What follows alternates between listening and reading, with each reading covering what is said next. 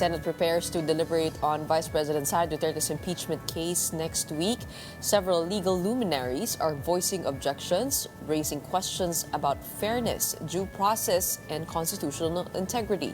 Here is the report. The Senate is set to tackle the Supreme Court's decision on Vice President Sara Duterte's impeachment case on August 6. Senate President Chis Escudero said senators will be voting on what to do with the impeachment.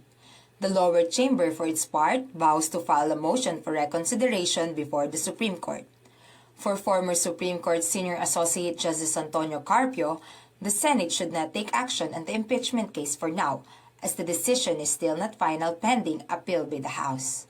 If the decision becomes final, of course we have to follow the final ruling of the Supreme Court. It's the final arbiter. Whether it's correct or not, that's the final ruling. It's only executory, but not yet final because the House still has a motion for reconsideration. Normally, you act when it's already final. Because there's a chance, because it's not yet final, there's still a chance it could be reversed or changed. Personally, though, Carpio isn't in favor of his former colleague's ruling. In particular, he questioned the part that said the articles of impeachment had no plenary vote before they were transmitted to the Senate.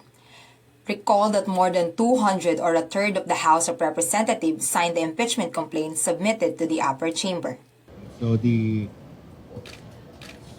finding of the Supreme Court in their decision that there was no plenary approval of the fourth complaint is totally wrong, because that is not what the records of the House show. There was an actual action, actual vote by the plenary to send the fourth complaint to the Senate. It was even unanimous. Nobody objected.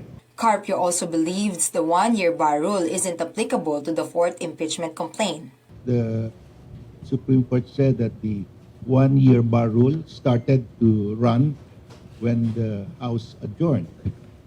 So when the House adjourned, the fourth complaint was already approved by the plenary and it already reached the Senate.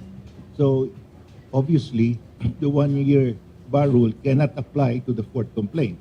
The fourth complaint was filed on time. This was seconded by one of the framers of the 1987 Constitution, Attorney Christian Monsod. In particular, he zeroed in on a portion of the Supreme Court ruling stating that the Vice President wasn't given due process in the complaint.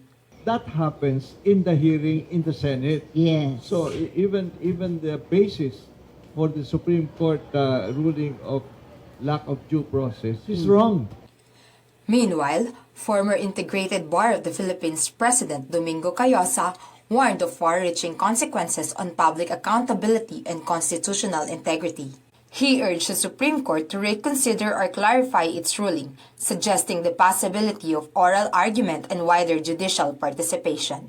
Maganda nga yung thinking ng iba na why did you not conduct an oral argument or some suggestions it might be good for them to give the MR a chance so that for an oral argument so that everybody could hear it, assuming they will allow public oral arguments, and the full court or the other two who were not there can participate.